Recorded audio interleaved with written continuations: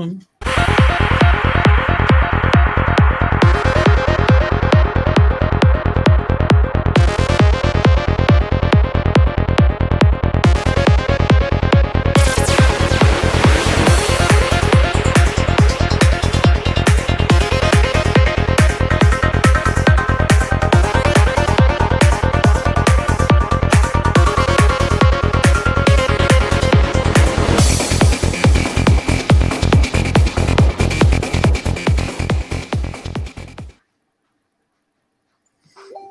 All right.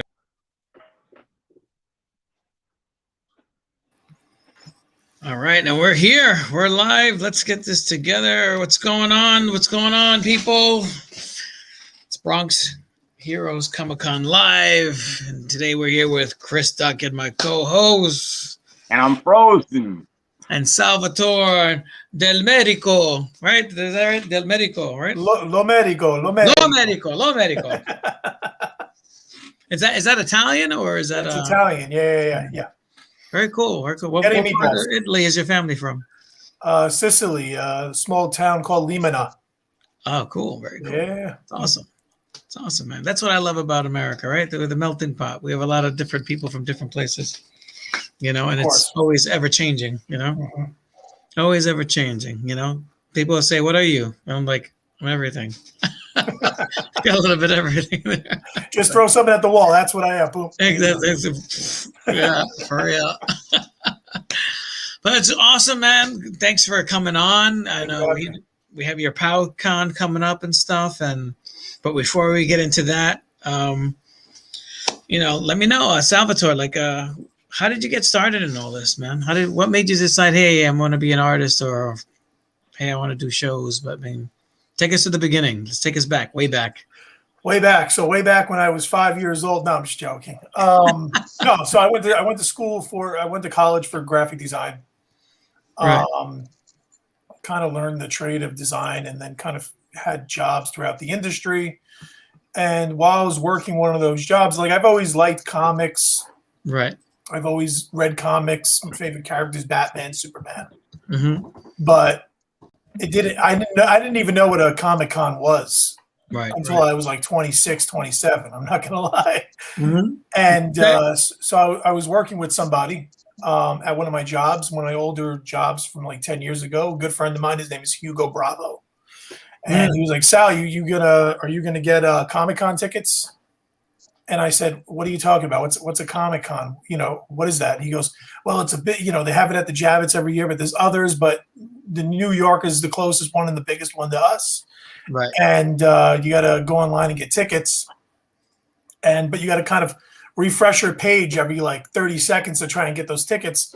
And because we were professionals, right, we were going to try and get professional passes. I don't know if you remember when they were giving those out like candy back in the day. Oh, yeah, back in the day, yeah.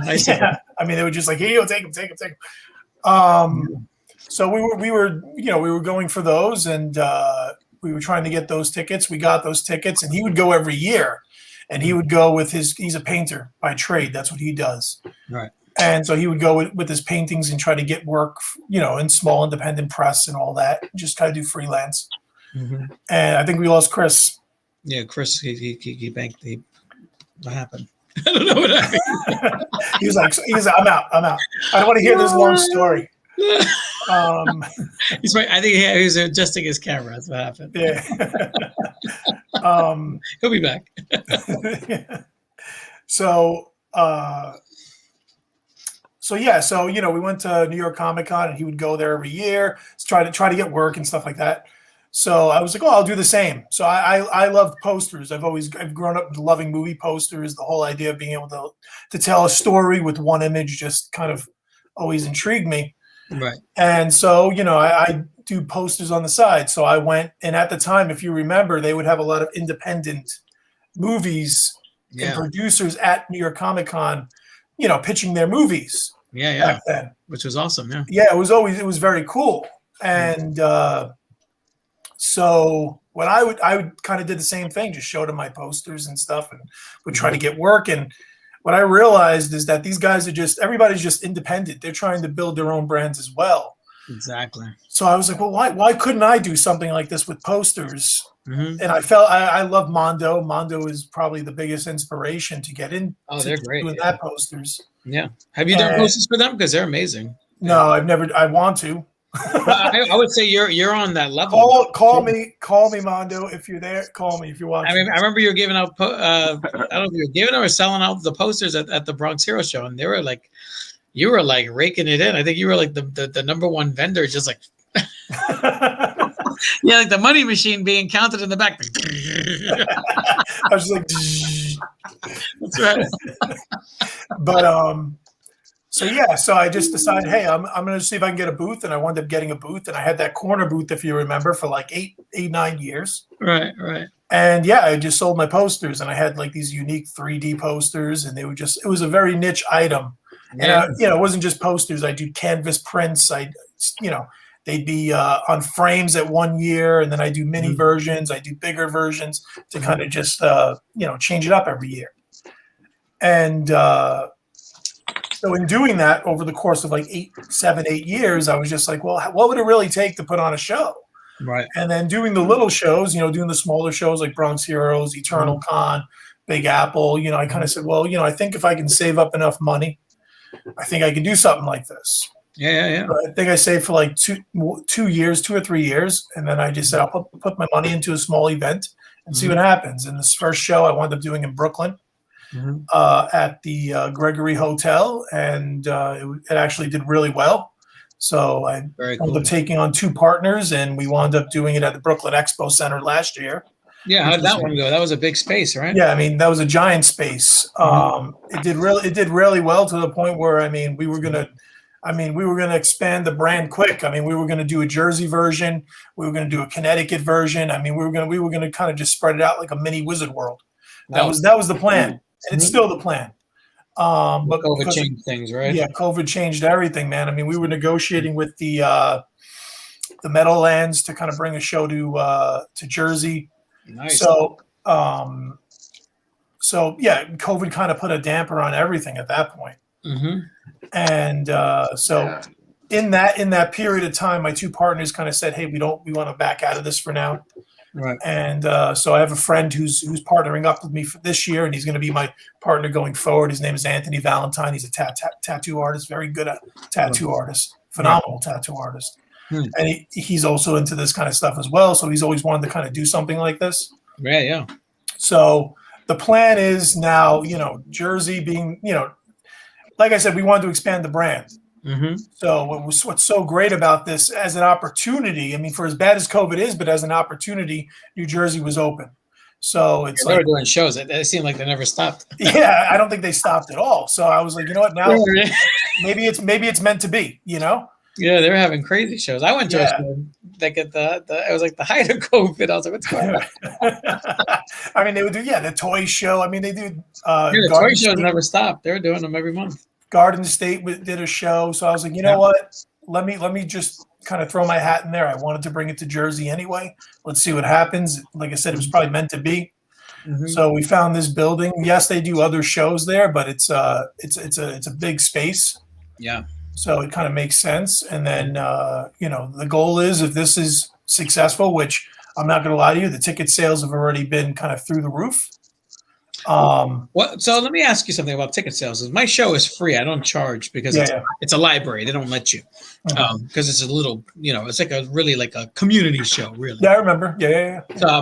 So when you decided to get into that, what were some of the factors that you had to do, like to get into, monetizing your convention? So what do you mean, coming up with the price overall? Yeah, your price point. Did you just look at other cons and say, this is what we're doing? Or did you have to get credit card services to process credit cards? No. So everything, when it's online, everything's done through PayPal. And what's great about that is I can kind of track it. That's cool. And I can use it for taxes, and it's all the information's there. Yep, that's true. And then when it comes to at the door, just $20 makes sense, because it's, if you think about it, if we use our artist mentality, right? When we're selling at Comic Cons, right, and you're selling a product, you're not going in there and saying, hey, I'm going to sell this thing for $8, because now when somebody pulls out a bill out of their pocket, right, you have to get the change. Well, not just the change, but now it's an odd number. So when you say $10, oh, I have $10 in my pocket. Right. So that's the mentality. When it's an impulse purchase. Everything's an impulse purchase. Right, of course. So the idea is when you sell, so when you're selling tickets, you always do like that. It's a $10 bill. It's a $5 bill. Right. It's a $20 bill. So the $20 just made sense because of the fact that everybody else was doing it at $20. So it's kind of the standard. I don't want to go above that. It doesn't make sense. Right.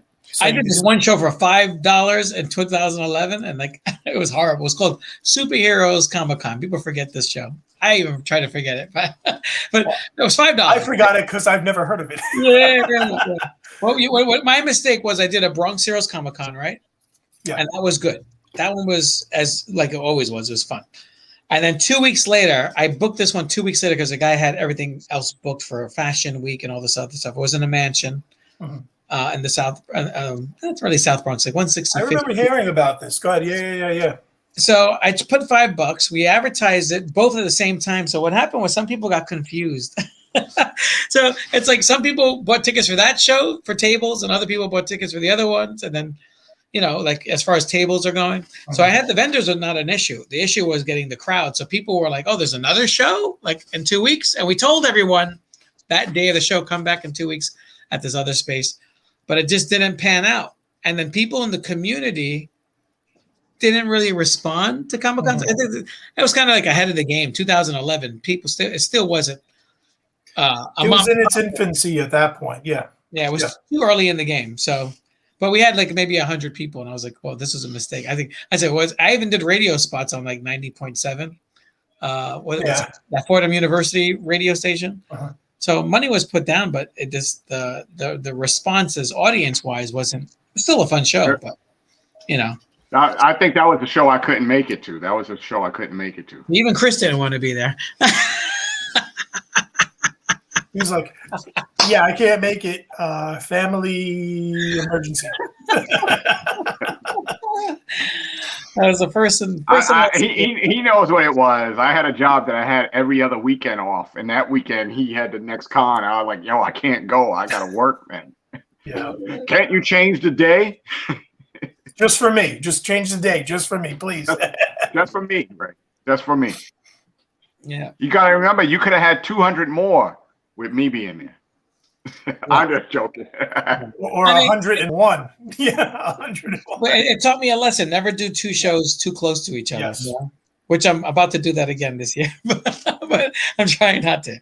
But I'll be honest with you. I think that, I think that the trap is that a lot of people, even people that we know, are doing cons and doing small venues, doing galleries now, even at the same time that you're doing something. And the thing about it is that how can you find out the key that another person is going to do a con at the same time? Right. True. There's got to be a way that we could network, especially amongst the independent crowd.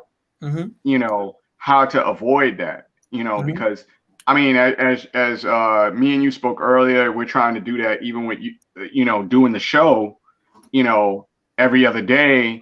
You don't want to compete with somebody else that's doing a show that you already know. Exactly. Yeah. True. Well, I mean, the downside to that is that it's an oversaturated market at this point. It really is.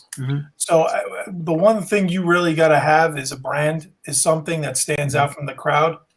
Something that it's, as artists and as designers, I mean, we both, I think all three of us realize that I think branding at this point in the game is probably going to be the most important thing, just because it'll help you stand out. Absolutely. Like for example, I look on the events that are coming up on Facebook, and I see like Toy Show here, I see Comic Con here, and it's nobody understands the concept of what branding is. It's like Ray, you understand the concept of branding with the whole Bronx Heroes branding. So, and that's what I'm trying to do with POW, is kind of have that be a brand as opposed to, is it just a Comic Con? No, is it a brand? It's a brand, When you come to these events, you're coming to the POW brand. You're not going to just a comic convention or a show or whatever.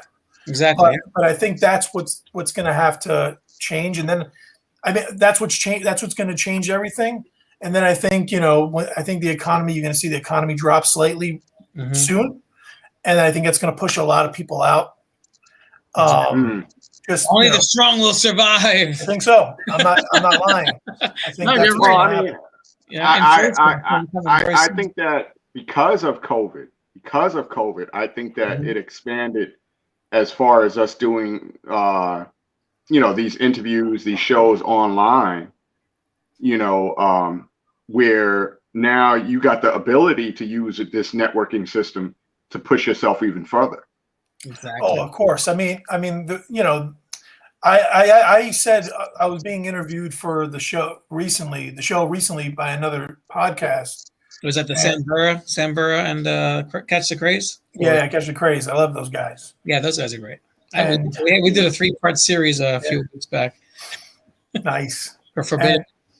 And what I feel is like, you don't even need a website in today's world.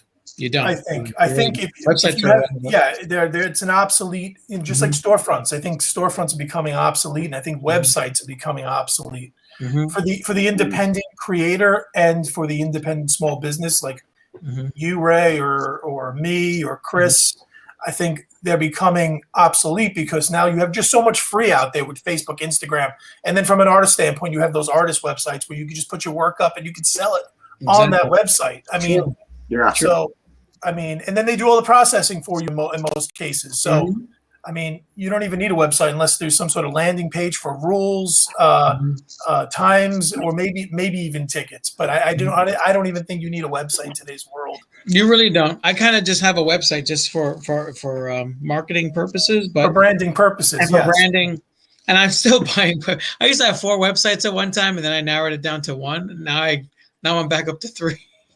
but I'm still developing, but I think it's part of the branding process, and also having the name. It's very important because other people will want that name and want that .com, Yeah, I mean, every time I register a name for the copyright, and I'm waiting for that for the register to go through, I just get the website just to have it. Like for outside of Pow Con, I also have another show brand where it's the Brooklyn Horror Con.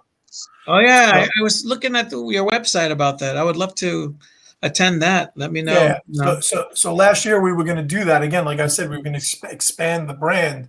We were negotiating with the Vice building. Vice that does the magazine, the TV, the music label, all that. So they have a building. Was that North 6th Street or something like that? I don't honestly, to tell you the truth, I don't remember. It's in Williamsburg, right? It's something. Yeah, I think so. Yeah. But the inside is literally just painted black. It looks like they haven't fixed the inside for like a year. But I mean, it's just the dungiest place, and it would work so well for the Brooklyn Horror Con. I mean, they have doors that just like they chain up and stuff like that. Yeah. So it has the feel, but because of I just found out they were owned by Disney. That Disney owns Vice. I was like, what the hell? Disney owns everything. I'm surprised they don't own me. They don't own you. Well, they own your pocket, that's for sure. If you're into Star Wars or Marvel, or they own a lot of. They command your dollars. That's for sure. They own a lot of properties. I'd say that. But yeah, so back to what I was saying. Now I kind of jumped off topic. I can't even remember really, but going back to we were talking about pricing, like how pricing, and that's pretty much just seeing what's out in the market and kind of following the trend because it makes sense. You never go above the trend because you're not going to win. And then when it comes down to $600 a table. Yeah, I mean, look, we there are people that are working for Big Apple that are going to be vending at POW this year. So, but yeah, I mean, it's a jump in price. But what I'm about to say is, like, for example, just like you were saying, you charge $5 for a convention. If you're spending $5 for a convention, I mean, there's 2 factors that go into that, right? The vendors aren't going to be the highest of quality because it's $5. Right. They're selling their boots at the lowest common denominator. Right. So it's Jim and John who run the garage sale down the block, who are selling coloring books from 1982. They're not really selling anything of quality. Right. And then for that $5 price, you got to also think about it like this. Yes, it's cheap, So when people, and here's the thing that always makes me laugh. When people say, I'm gonna put tickets for $5 and I'm gonna get 10,000 people to come. Why? Because it's $5. Right. What they don't realize is that when you have something for cheap, the cheap people are buying it because it's cheap. Right. You know what I'm saying? They're not there to spend. Yeah. Yeah. So they're not coming to spend money. They're coming just to look and see what's there. Maybe they'll buy something for $25. But if you're spending $20 on a convention, you're willing to do that. That means you're going there for a reason. Right. You know what I'm saying? Yeah. So I think that's the difference between. And I'm old school because back in the day, Mocha, before Society of Illustrators, their shows were $2. Their tables were $25. And this is when they're in the Puck building, and then they had like a weekend when they did 2 days. It was a $5. So that's where I still got that old mentality, like back in the Kevin Smith days of Chasing Amy and.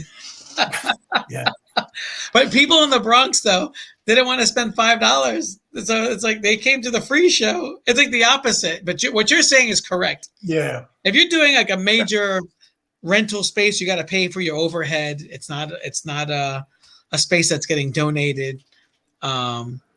This year is not donated. I gotta put in some cash. But the thing is, in the past I did libraries, did the parks department, and then I got grant money, so I got grants for that. So it kind of paid for itself. I didn't care, but people in the Bronx are like, oh, $5, oh, it's not free. It's like they would like that. I mean, when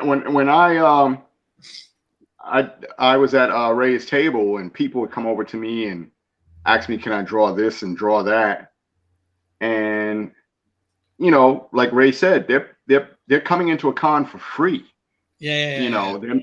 And you had a few major people there. And it's like, they wouldn't want to buy anything more than $30. Right. I would say even less. It's like okay, and then the thing about it, and then the thing about it is this. No, he's freezing. I think Chris froze. All right. And you had. There you go. For the table, Ray did very well with the shirts and all. Yeah. Yes. Yeah. Did very well with shirts. Everybody wanted a Bronx Hero shirt. Yeah. But when it came to like trying to sell artwork or trying to sell something, you had the very few. So I would say out of 50 people, you would have about 7 to 10 people that would actually buy and say, "Hey, I want you to draw this, draw that," or I'll take 2 shirts, I'll take a couple of issues, just because of the Bronx Hero name. And it's kind of, you're kind of telling the truth, out there. You want people that want to come in there and they want to come in there. The median income for the Bronx, though, is $16,000 or $18,000 during that time.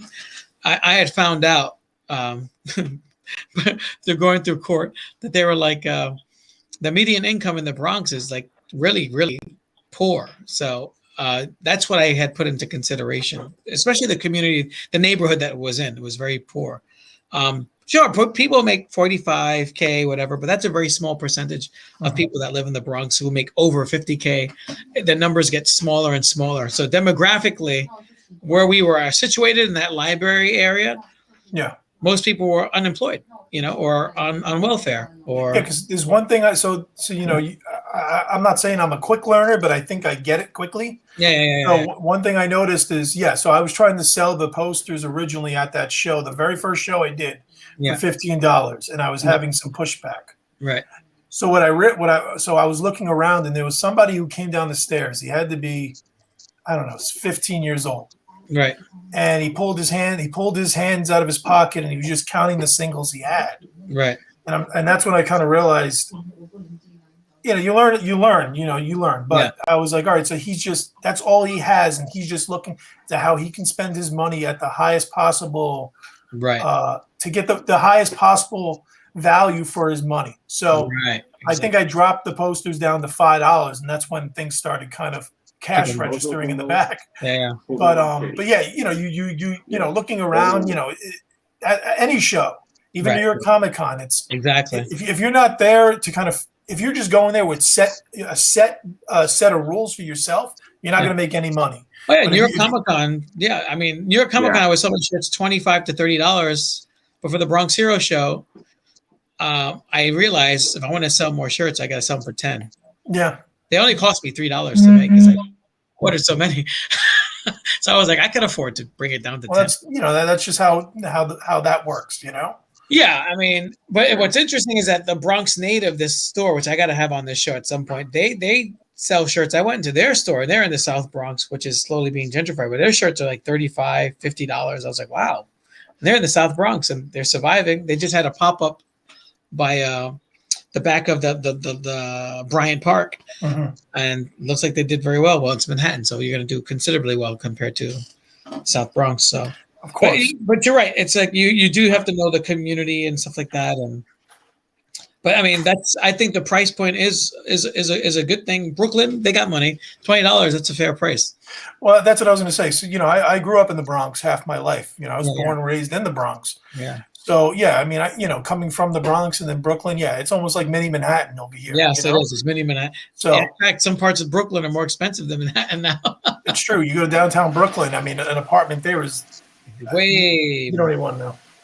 I mean, you do know, but you don't want to. $3,000 for 400 square feet. That's what I know. That's that's what it is. Well, this I noticed about you saying about marketing the brand. There's this tattoo place that I think they're on Tremont. This tattoo place, and I looked up their information. They have somebody in California representing them too. So can you imagine? You're traveling from state to state, and you got this other person that is also selling out your brand name. I think that a lot of people that travel around, it's in the Bronx. They might go like this. Oh, I don't want to go to the Bronx. But then you got some people go like this. This tattoo artist I heard from California. I want to go there and try them out. Regardless.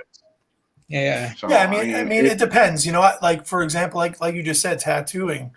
My partner, who's one of my really good friends for the show, and like I said, going forward, he's a tattoo artist, and his thing is, even Brooklyn, the part of Brooklyn I'm in Bensonhurst, Brooklyn. It's not low scale, but it's not high scale, but it's like right in the middle.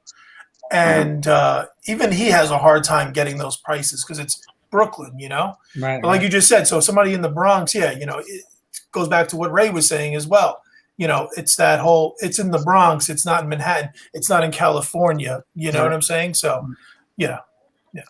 So I think what you're doing is great, man. Especially you got that great space because I did the Toy Con in that same space you did your show in, and that was pretty interesting too because they had the space where you can get food trucks, and so you had that big parking lot. People could just chill outside and all that stuff. I mean, we're trying not to utilize the parking lot at all. So I mean, we're not going to have the food trucks. The building does supply food because we were going to have food vendors, but they have it. Right. So I mean, it would be wrong of me to bring in a food vendor and then say you got to compete with the building. I mean, that's not right. So, and I'm just not that type. I'm not a money grubbing, type of person. Well, I think when I did the Toy Con there, I don't know if they had food at that time, so they just had the trucks. Maybe they didn't get their food license at that time, or maybe. Maybe the building didn't have it, but I know the building now. Last time I was there, they have it now. They have like a little cafeteria with like you can buy hot dogs. That's cool. Frankfurters, drinks, pretzels, things like that. And then New Jersey is really like, so in New York, you can really do, I'm not going to say you can do anything you want, but you can do anything you want. If you want to sell cupcakes, the health inspector's not coming to you and saying, hey, I'm giving you a fine. Right, exactly. In New Jersey, they're doing that, Yeah. So. Even though I would like to say this, make fun of certain peoples that Ray doesn't associate himself with anymore. But that's a lot of people. Bought some cupcakes, and a couple of people got sick at New York Comic Con after buying the cupcakes. Wait, so somebody made cupcakes at New York Comic Con. They ate them, and people were getting sick. It sure wasn't us. It was some women that we know. But hey, I don't need to show up. I don't need Twitter attacking me again. But yes, that's true. That a lot of people were shitting green. I think it was 2013, 2014. Yeah, I do remember that. I was victim to that too. But yeah, we don't need Twitter attacking us. Let's not talk about that. I had seltzer went up my nose. Oh my god.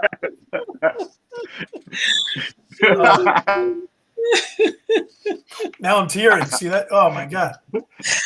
Yeah, leave it to Chris. Leave it to Chris. That's too funny. Oh, yeah, man. you know. So yeah, I mean, I remember Ray went like this. Hey, you want a cupcake? And I was like, nah, man. I can't eat it.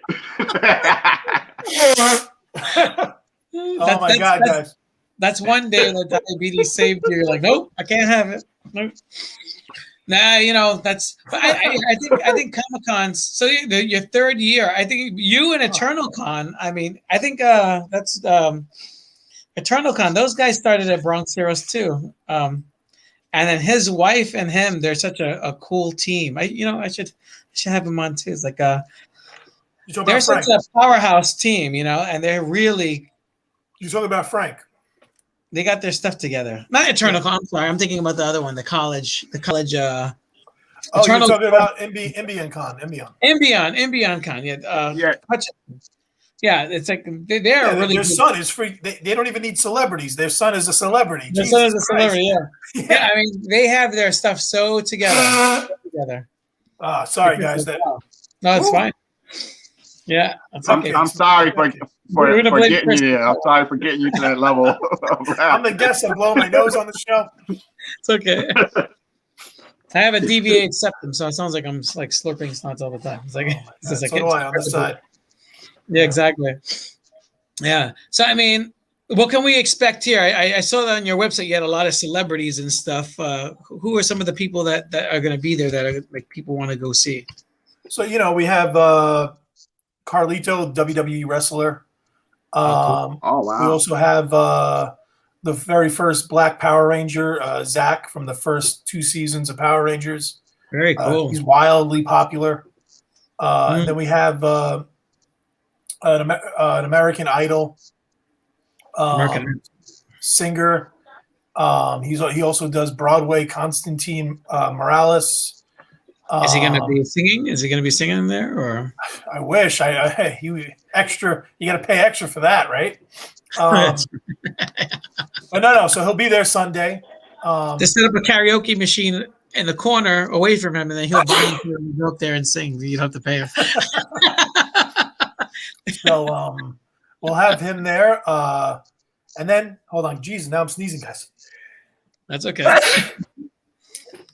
It's not the coronavirus. I'm just letting you know. No, that's okay. I got my shot. Oh man! So now I'm tearing up because of the whole cupcake thing. Oh man! Whew, thanks, guys. So can you see my screen? This is your Facebook page, right? So we're gonna have the 3 celebrities. We're gonna have console video games there, nearly 12 to 15 systems. Awesome. Variety of different brands, so from Nintendo to PlayStation to Xbox to Sega. And then we're going to have virtual reality games, so VR gaming will be there. Hey, who's that guy? I don't know. Who is that guy? The good-looking guy. It's an A, not an E, but it's okay. That's the Spanish interpretation of it. Yeah. And then we're going to have, like I said, VR gaming. We're giving away a PlayStation 5. Very nice. We're actually giving away Jets tickets to the Christmas game. We're gonna have panels, which you have a panel. That's right, I do. That's right. Tons of video game tournaments. We're gonna have 2 cosplay contests, 1 each day. Everything has prizes. Everybody's gonna win stuff. So yeah, there's a lot of stuff that's happening, and then not just that, but the vendors. You have your toy vendors. NBA 2K, that's really big now. That's the 2K tournaments are huge. Yeah. So is the Madden tournaments as well. Madden. see Jets tickets.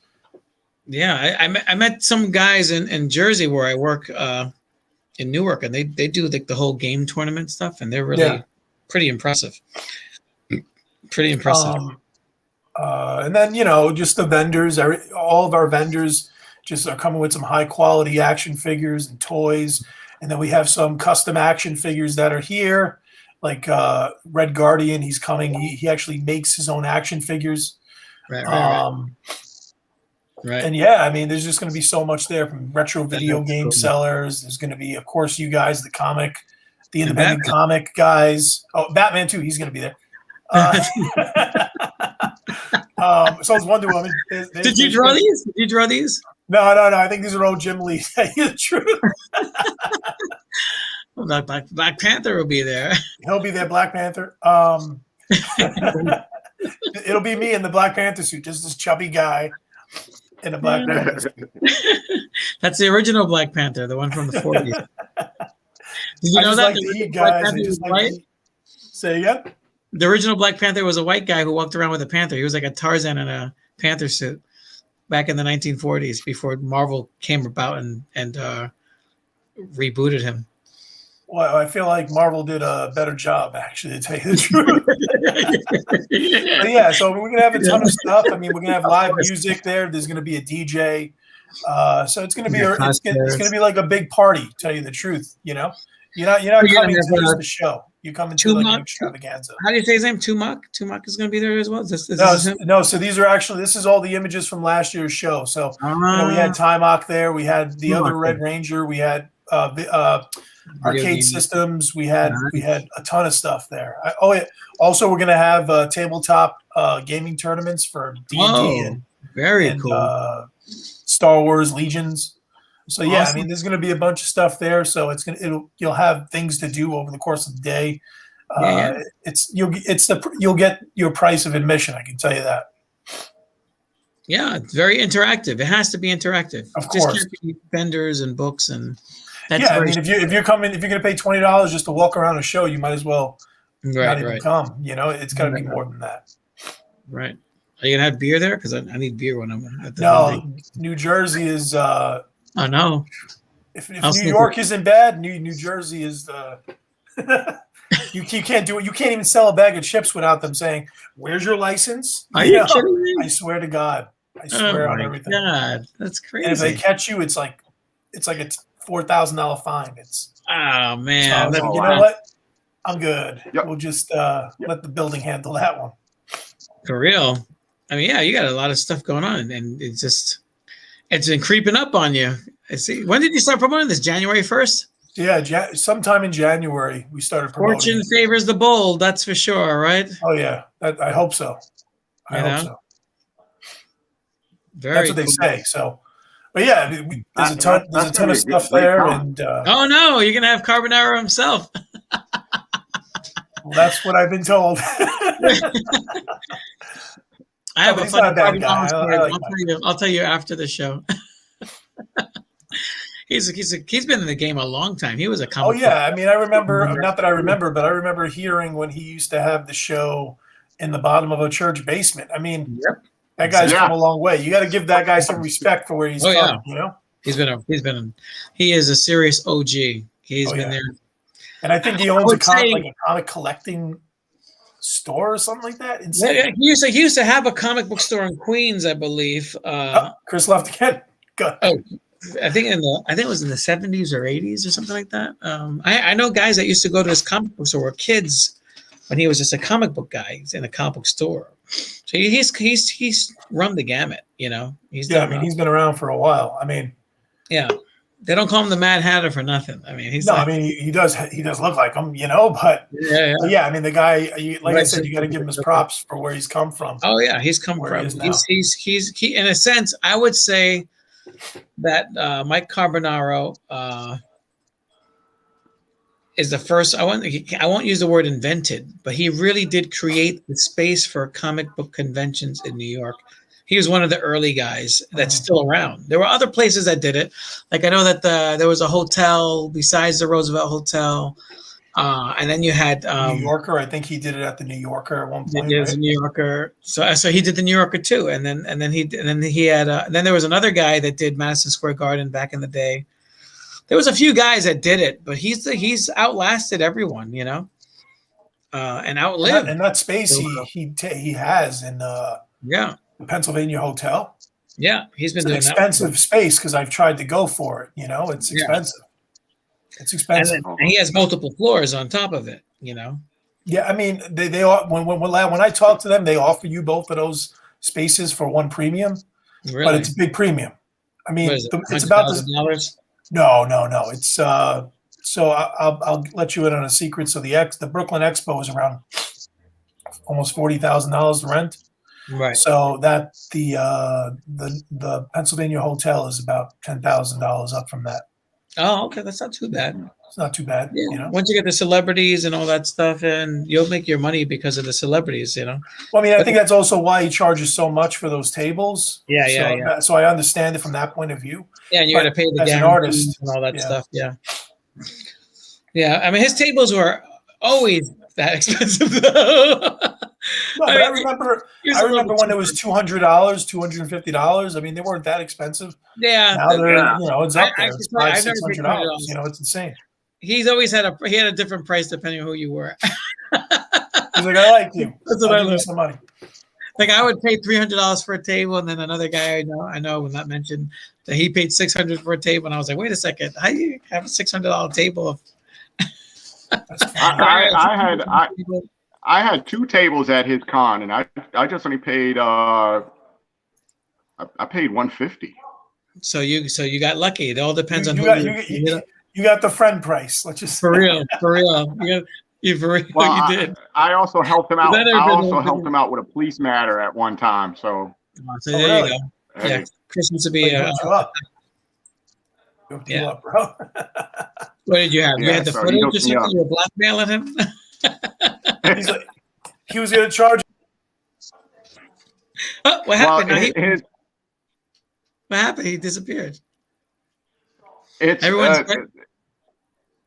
Yeah, I have to keep coming in and out because I freeze up for some reason. It's freezing. I'm back. He's back. Yeah. He's back. But no. I think he was going to charge you that big premium, and then he was like, "Oh yeah, he helped me out with the police matter. I'll give him, that's what." He's like, "I didn't go to jail that year." That's too funny. Yeah, but we're very lucky to be in a city like New York City that you could go to almost any borough, do a show, and be successful at it. Depending on what your ability is for selling. Yes, like it was funny. One year I was at WinterCon. I think it's another one of his shows. Yep, it's also And he had Neil Adams, right? So my table was right next to Neil Adams. Mm-hmm. You know how Neil Adams requests that he has to have 25 tables and he needs to have a handler. He has to have this, whatever. But so it was just funny. So I'm selling my posters, right? And I mean, I'm selling them like hotcakes. And it was so gratifying when Neil Adams looks over at you and gives you the nasty eye, and I'm just expensive. Like, he's expensive. And I'm like, and he actually walked up to me. He goes, "Hey, what's your name?" I was like, "Sal." He goes, "Do me a favor." I said, "What's that?" He goes, "Can you save some money for the rest of us here? Just, save some money for me." I was like, "Yes, sir. I'll make sure I give you something. Not a lot, but I'll give you something." Yeah. Well, he set the standard for a lot of the OGs to put themselves on another level. Yeah. Which is a good thing, like, because he's a celebrity, I mean, he's a celebrity. I mean, he has things in the works, like his Superman Muhammad Ali thing. I believe that he donated it to the Muhammad Ali Museum. I mean, so he's up there. It's he charges like $30-something for a signature or $40 for a signature. And he charges you $35. Remember, Ray, his business. I mean, he's the one that helped out a lot of people, the Superman creators. Yep, he did, to get their rights back. Right, and that set a precedent for artists to price themselves better. Yeah. So I think the younger generation lost count of that because you have a lot of indie guys trying to get up there, and they're like, Go here, discount.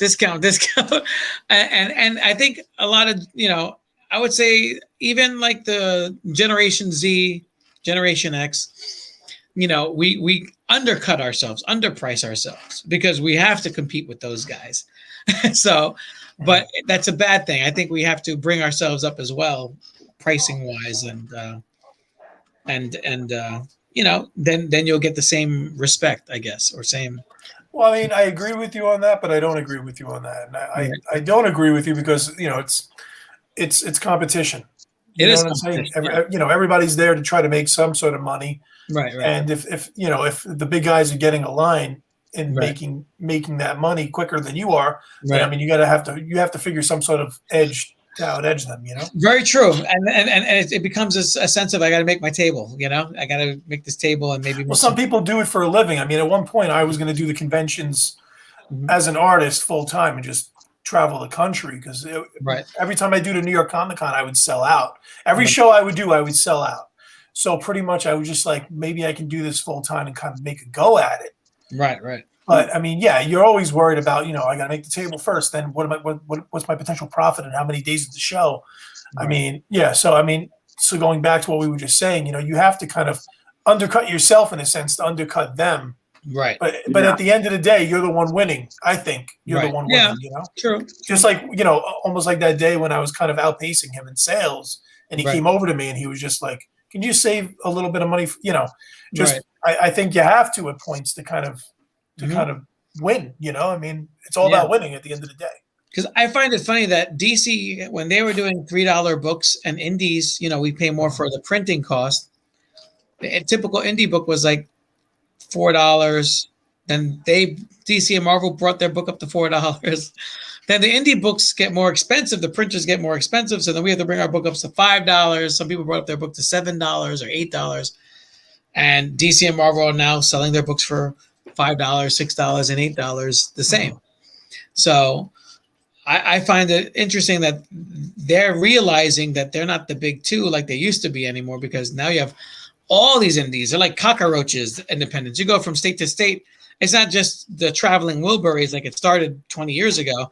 Now you have like indies in every state from their own homegrown community. So, doing shows. So you still have the travelers. Like I like to travel and do shows, but it's fascinating. I did this show in Virginia and it was like a Red Fox logo type of show. I don't remember the name of it, but I went through the indie thing, say, hey, let me see what's up to some people. And I didn't know anybody there. I was like, wow. And then I did another show in Philly, same thing, California. So everyone has their independent squad, so to speak.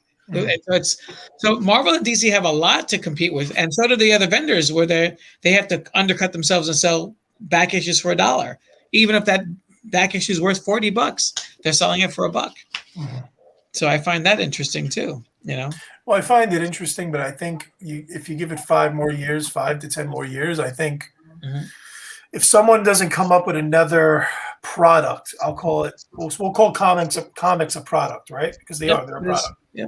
I think if somebody doesn't come up with another concept for what that product is going to be going forward, I don't think you're going to see comics in the world. No. You'll see them, but it won't be like it is right now. Right. I don't even think you'll see a store, to tell you the truth.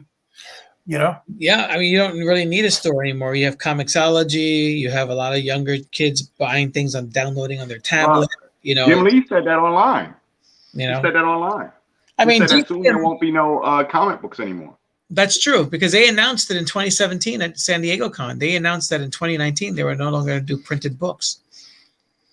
Who is this? Which company? Jim Lee did at both DC and Marvel. They had separate panels and talked about the elimination of the printed book and the push towards digital. Well, I think, and that's when Stan Lee replied that it won't ever disappear. Right. Well, look, you'll always have books, but I think just like nobody goes to a library anymore, I think you're going to see. Nobody's going to go to the comic stores anymore because, you can, it's at your fingertips, just like you can get a book on your tablet, Right. Exactly. But I think what people have to start figuring out is how does the comic book go from just a comic book? Like, for example, like how Jim Lee was like, we're not doing the digital, we might not be printing comics anymore, So I guess in their mind, they're saying they're just going to have a comic digitally online. I think the next stage of the comic book is the animated comic, right, of something. I've seen some indie guys do that because the attention span of the next generation coming up. For example, my nieces. I use my nieces as an example. You buy them a book. Within 2 seconds, they're not looking at that book anymore. They're back on their tablet looking at a YouTube video about some kid playing with toys, right? So I think if someone figures out how to monetize and grow it for that audience and how it can be digested quickly, like a 5-minute video of a comic book that you can kind of just digest that quickly, because if you look on YouTube, the most popular videos are the short-term videos. You know, a 10-minute video nobody's watching, but if they're watching a 2 to 3 minute video and you can charge $1 for that video, then you can monetize that comic, which is now a digital animation or whatever it is, you know? So I think that's the way it needs to go, in my opinion. You know, if I were in that business of the whole comic book world, that's where I think it's going to go, or it has to go.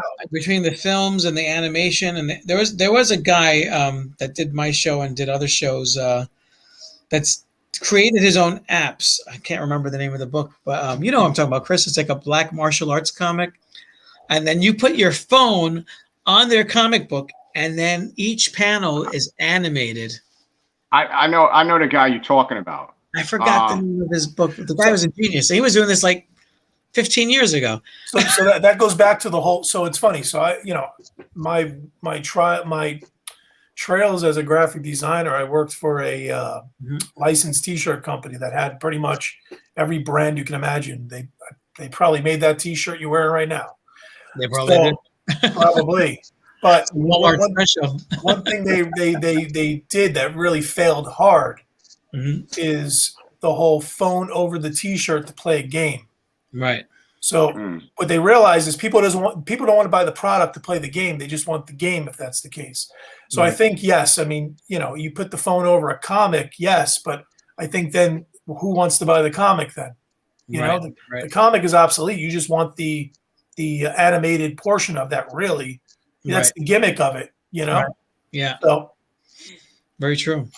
Yeah. I think it's going to be challenging moving forward. I think that, multimedia is definitely going to play a big thing into it. I think that webtoons and all these other, you're going to see more and more, and already you're seeing tons of websites for comic books and stuff like that. So I don't think there'll be any shortage. People still read. I think it'll be more popular overseas because Europe is still huge for comic books. Other countries, a lot of Spanish, South American countries, Japan is very literate. We're more of a blue collar society, and I think that's why you're seeing a decline in readership. But I think that we will still survive internationally more than nationally. You know, this will be it's like a niche thing here. You know, the movies are huge. If you don't have a movie tied to your book, I mean, you still see like Iron Man. You see tons of. You go to Barnes and Noble. There's tons of books that are there, but you don't see anyone really going in there and reading it or touching it. They're all in the manga section, right? So. I think about it, right? But Go. You're good. Well, when it comes to that, I mean, you're saying that they're going for the manga section, and that's because they're going for they're looking for a style. They're looking for, the American crowd is looking for that intermingle things that are going on. But that manga style is what's making an attraction. And even if you look at a regular comic book, a lot of people will bum rush a store just only for Jim Lee. True. They're not going to do that for so many other artists unless your book is telling unless your book is really truthful about something, or your book has to be something amazing. If it's a comic, it has to be something like Mouse, you know. Right. And but if you don't have that Eisner quality, or that entertaining style of Lee and the colors and all that other stuff, or even Tom McFarlane. I think if Tom McFarlane was in any Barnes and Nobles, I think that the place would be packed. You know, because of old people our age. No, I don't think so. I don't think so. I think Spawn. You got to understand the characters like Spawn it's a heavy metal thing. It's everything that people that like vigilantes want to see. Right, you know, they want to see the artist that created that. You know, Jim Lee is just a style, but when it comes to McFarlane, McFarlane created Venom. You know, McFarlane created you know, Spawn. It's like that's what they're looking for. They're gonna look for him like that. And it's like us as American artists, there's a lot of us still trying to find out who we are. Right. As far as artists, our style. And a lot of us are not honing ourselves a lot to be in that form. You know, even if cartoon style, your cartoon style has to represent the story itself. How real is your story, or how much fantasy fiction is your story? It goes either way. But as far as the American crowd, I think that us as Americans, we're just only looking for one thing only. And when it comes to other cultures, when it comes to, you know, you're talking about Japanese themselves, they'll look at American comics and go like this: hey, we could do it better. Yeah. You know, they doing it with the cartoons. I mean, they got a high school kid to do it. They'll do a competition. The high school kid wins it. All right, we got your cartoon. You got your whole package deal. You know? Yeah. But when it comes to Europe, I think Europeans are more into. They want a full scope of good storytelling. Yeah, they don't really care for superheroes. It's more like detective or noir. They have superheroes. They're looking more. You know, how much story can I get out of this, and not the fantasy story? They don't want to. I think that Europeans don't want a Superman with a Lois Lane. You know, it's like they're entertained with this. The Boys. They're entertained with Invincible type characters of the Superman character. But I think Europe has a more of a. They want grit. Yeah. But us as American, because we're being so cancel cultured, we're not looking at grit no more. We're looking at it's grit with an apology. Well, we could get into that later too, because for another show, because I actually wanted to talk about the whole. Well, Michael B. Jordan's not going to be Superman. That's been taken off the table, but the whole concept of Black Superman, I was just thinking the other day, Black Superman is an equivalent to Elvis Presley replacing Chuck Berry, or, you know, it's almost like or like what Michael Ray Charles, who's a fine artist, would consider it like it's almost like blackfacing Superman. Like, you know, like I don't know if you ever saw that famous painting by Michael Ray Charles where he has Elvis blackface, because America loves, you know, a white guy who sounds like a black man. So Elvis Presley basically stole the crown from the real king of rock and roll, which was Chuck Berry. Yeah. You know, and then we have the same thing with Eminem, even though I love Eminem's music, but Eminem was seen as the exception. So they highlighted him, and then the guy's getting Academy Awards, yet all the founders, the people that started hip hop, don't get that recognition and don't get that acknowledgement. Like you don't see the Fat Boys or like Run DMC or not even the Beastie Boys, like getting those recognitions that, you know, like, because the Beastie Boys were Jewish guys, so they're more like New York guys, but Eminem was a blonde, blue-haired guy. So it's almost like they're doing the same thing with Superman, but now they're flipping it because of wokeness. It's the same concept, but spun around. And it's all because it's not because DC Comics wants to generally have a black character film. They have Black Lightning. They have all these black characters that they've had for years, and they've never made a movie on any of those guys. It's that whole concept of a pop culture character, you know, and just selling it there. It's short thinking. No, it's not. There is a black Superman. There's like 2 black Supermans in DC Comics, but they're going to do Clark Kent. The black Superman in the comic books was never Clark Kent. Well, the reason why they're doing that, or they want to do that, is for the fact that Clark Kent. You look at, all right, how many Superman movies have they made? 6, 7, 8, 9. Too many, right? Does anybody know who anybody else is besides Clark Kent? What Superman is? So they could do Steel though. You know. No, but what I'm saying is to the ratio of people in the outside of the comic community. Right. You know, in pop culture in general. Right. People know Clark Kent is Superman. So by switching just the race, they keep all the branding and they go to that they try to get that woke culture. In my opinion, I mean, if you think about it, right? Like I'm 36, sorry. Wow. Right. 36. So I kind of grew up watching. I have a child. Yeah, don't tell my age. Don't tell my age. He's older than you. Baby, Ray, you want to know how old Ray is? You look good for 62. I mean, you look good. I'll give you that. Thank you. But no, so growing up, you look at the generation growing up, right? When it comes to a black character in the DC universe, who do they know? They know that Jon Stewart character because of the whole Justice League Unlimited. And that show was huge back in the day. If you remember, it was huge. Yeah. So I think if they were smart, that's the character you bring to film, whether it would have been in that Justice League movie or in his own film. Right. I think that's the person of color that needs to have his own film. Right. Just because you're looking at the generation prior and this generation now that would know what that character is, as opposed to taking a character that they have and just forcing it into a square peg into a round hole. Right. And I think that's the issue Warner Brothers has, and I think it's the issue. One of the issues why they're never ever going to be able to compete with Marvel, because instead of thinking logically and saying, "Hey, people have grown up with this character, and this generation that's now older know what that character is," they'll spend the money to see that character, as opposed to saying, "Let's take this character and just make him a person of color."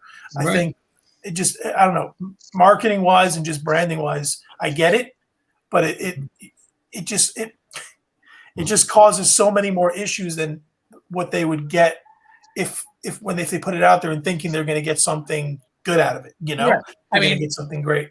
Why not do a Black Lightning movie? Because you have a Supergirl movie, a Supergirl TV show, you have a Flash movie coming out, and a Flash TV show. So isn't that a no-brainer?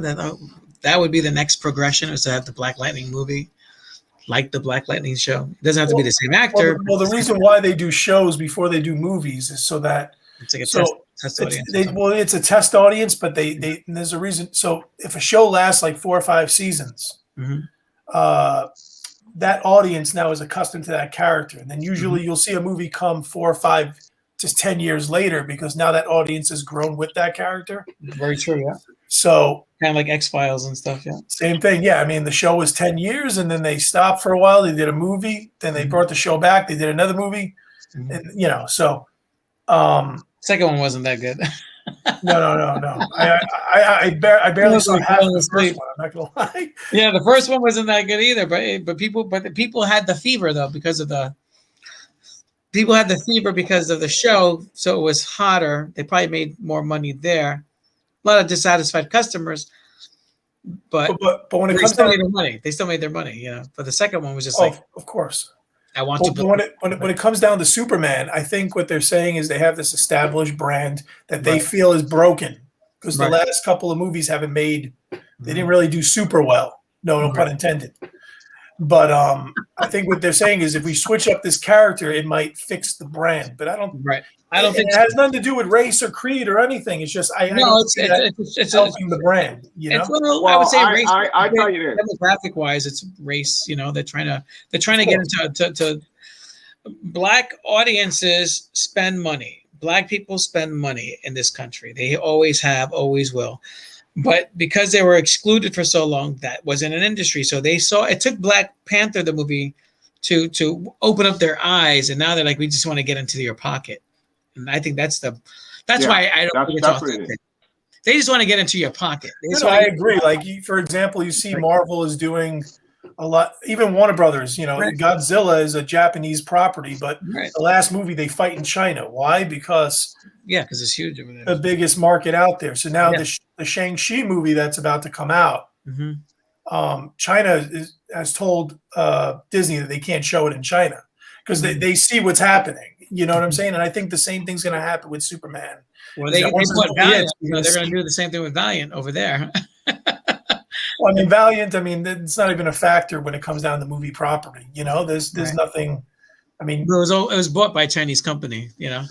Yeah, I mean, they might try to push it over there. Yeah, they might push it over there. Definitely. That movie, what was it? The dead shot, blood shot, whatever. Vin Diesel movie didn't do very well. You know? Vin Diesel. It was just the Vin Diesel. Vin Diesel. It's not the 90s anymore, Vin. Yeah. Vinny, take a seat. I swear to God, I loved the Bloodshot comic book. I used to read it. You know, I worked at a comic book store when that first came out. And I got to say, Vin Diesel don't look Japanese to me. It's like, even though it's like, you know what I mean? It's just like, and then I saw the movie for like 10 minutes. I just turned it off. I was like, this doesn't seem interesting. You know, I've never been a Vin Diesel fan personally. Well, I think Valiant properties belong on Amazon Prime. They belong on Netflix. That's where they belong. Yeah. You know, because you can go further with those properties because those properties do go further. Oh, you know? Sure. So, but like they're gonna have a kick-ass Netflix show coming up soon. You know, and that makes sense because the movie came out almost 10 years ago. So now there's an audience that's grown with it. Exactly. You know, it's almost like Watchmen. The Watchmen show was huge. They stopped it. I don't know why, but it was huge. But because there was an audience that grew with it over a time. I was listening to the podcast. The reason why, because the guy was a diehard Alan Moore fan. That's why the season was so good. But he didn't. He was afraid. He was afraid of the criticisms. He didn't want to even do it. It took him like 5 or 6 years before he even agreed to do the show. And when he went in, he agreed to do it only to do one season. They threw a bunch of money at him, but he turned it down. But he also had a massive respect for Alan Moore. He understood that Alan Moore got screwed by DC royally, and I guess he didn't want to be a part of that contribution of screwing Alan Moore more. You know, so he was a true fan that understood the ins and outs. Now they could have hired someone else, and the show could have been great, or it could end up like Lost and just lose its place and be crap. So I don't think that they were willing to take that risk. But you know, for what it was, I thought it was great. I wanted to see Owlman. I wanted to see more. You know. But yeah, I mean, there's not gonna. This is a new genre. It's not going to go anywhere. And you can see that a lot of superhero movies are now going towards horror. So now that you have the new genre within horror, that's superhero horror, like you know that little Superboy kid that's killing everybody. You know, and then they even made it almost like an anti-hero type of character. You know, in the last 2 It movies. You know, and Chucky's coming back. You know, Chucky came back with another movie. So don't be surprised. Those characters are always those characters, like for example, Chucky, It, Jason, Michael Myers. Yeah, they are that. They are. Even though they are horror characters, they are the anti-hero characters. Yeah. That's why you're coming to watch those movies. You know. Exactly, and now they're tying them up together. Like even that what's that? The Conjuring is now mixed together with that mannequin doll, whatever. Those movies. That's intentionally. That's intentional. Yeah, it's intentional. Yeah, Annabelle. All those characters are originally in The Conjuring, and then they branded out from The Conjuring. Oh, is that what happened? You know, yes, and they're practically written by the same. They're written by the same person. Yeah. I mean, it's a multi-billion-dollar franchise. It's insane. Yeah, it's brilliant. That's almost like Pinhead having his first movie, and then his Chatterbox having his own movie. Yeah. The Cenobites, and which, why not? You know. It's like that's a character I'm dying for them to do a proper remake, you know, with Doug Bradley. You know, you can't replace him. You know, when they did the other, I don't know if you've seen the other Pinhead movies that weren't Doug. I'm a huge horror fan. Yeah, I've seen them all. Yeah. They were like, They were like, okay, you know, it's got to be Doug Bradley. You know, I mean, the thing with Dimension Studios when they had that license. Mm-hmm. They were just making movies for $250,000 just to keep the property, you know. Exactly. That's why those movies were so bad. I mean, they tried a little. Some were good. Tried. I like the 5th, 6th, the last one. 8th. I like the one the girl came back, you know, and then she fucks up her husband with a. Did you see that one? The girl from the first movie comes back. I think it was like number 8 or something like that. Chrissy. Deader. Yeah, she comes back. How but there were some Matrix pseudo ones that were terrible, you know. Oh, the one where he's in a computer? Yeah. Oh right. Then, don't forget the one he's in space. Oh my God, that's horrible. But you know, Jason went to space too. We forgave that. Right? Everybody went to space. Leprechaun was in space 2 times. He was also in the hood 2 times. That's right. That one made money. Like, we put him in space. What else can we do? The hood, of course. He was so popular that people. I remember news reports of people saying that they saw leprechauns in their neighborhoods in the trees and shit like that. Oh my God. Yeah, people shook. So, it's been an hour and 10 minutes. Let's wrap this up, gentlemen. We can continue this conversation off camera. But thank you guys so much for coming in. Thanks for coming in. You know, and tell us tell us everything you need to know about the Pow Con. You know, let's wherever you can find it. So yeah, you can find us on Facebook, Instagram, Twitter. You can also go to our website at palevents.com. Tickets are no longer being sold online because now we're just trying to keep the capacity at a certain level. So tickets are only available at the door day of the event, both days, Saturday and Sunday, 29th and 30th of this month, May, next week. And, you know, everything from celebrities to video games to vendors, toys, everything you can imagine. A little kid's dream come true. Right. In New Jersey this weekend. There you go. Are you going to have people wearing masks if they're fully vaccinated, or so even though everybody's opening up, even though the states are opening up, I'm still taking precautions because that's just the type of person I am. So everybody's going to wear masks. Everybody's getting temperature checked. Everybody's got to fill out COVID papers. Every booth is going to be 6 feet apart. There will be spaces in between. Nobody will be next to each other in terms of the vendors. Even the artists will have space between them in the back. Oh, good. So I mean, the space, the event might feel emptier because of the space we're allowing, but I'd rather it look empty and everybody be safe than everything look like it's jam packed and you know. Well, even Javits is doing social distancing too. Like, I'm not gonna lie, I'm a little scared to go to the Javits because I feel like it's a contaminated building. Oh yeah, personally, you know. Yeah, very true. I mean, they sent me an invite the other day, like maybe 3 weeks ago, and I'm hesitant. I'm hesitant, you know. Just like I don't know. Every time you went, you got sick. Every convention. You already have Comic-Con flu. You know, so yeah, I mean, because people go there. Just everybody's immune. I mean, you go there, you know, your immune system has to be strong in some capacity because of everybody's hands are shaking, you're breathing in front of, you know, so big time. You know, when I got my second shot, I didn't even have any symptoms. So I think it's because of doing all these shows. And usually I would do like, you know, April, May, June, July, sometimes August, every weekend, you know. So those were like the hot, and then of course you have January and from New York Comic Con. So year round, you're constantly just shaking hands, touching things, touching books. Millions of people touch your books over show after show after show after show, you know. So some comic book stores up here, they're hermetically sealing each comic book in a bag, and you can't take it out to read it. You just have to buy it, like in the old days, just so people don't touch and feather through the comic books. And I mean, unfortunately, it's also people buy it because it's an impulse purchase when they read through it. You know, course, absolutely. You know, that hurts sales as well. It does. You probably have to have just like sample copy out or something like that, or you know, just to protect it. But thanks for coming on, man. Appreciate it. You know, it's always good to hear from you. We're gonna end this broadcast. You want to keep chatting? We can chat after. You know. Yeah, definitely. Yeah. See you there. So let's wrap this up. I don't know if you got to see this this closing here, but this is